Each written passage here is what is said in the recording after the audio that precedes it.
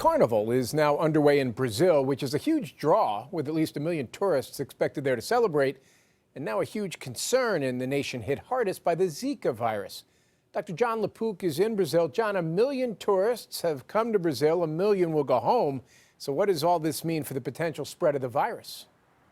Well, Jim, it's a great concern because one theory about the way that Zika actually came to Brazil in the first place is that it was brought here in 2014 with the World Cup soccer matches by somebody who was infected with Zika virus elsewhere, came to Brazil, and then an uninfected mosquito here bit that person and got infected with the virus. Now we're thinking perhaps it could happen in reverse. Infected people here could then travel elsewhere, and you would have local transmission in those countries.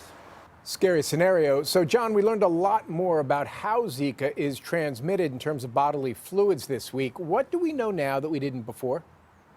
It's been remarkable, Jim. In just 1 week, we've learned first that it could be sexually transmitted, then it could be transmitted by blood transfusion, and now just yesterday we found out that in Brazil the virus has been isolated from urine and from saliva of people who have Zika infection. Now I want to emphasize something. Just because the Zika virus is present in saliva, for example, does not mean that by kissing somebody or that you can transmit Zika infection from one person to another. We simply do not know that, and we need to have a lot more research.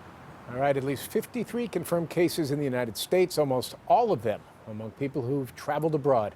Dr. Jon LaPook in Brazil, thank you very much.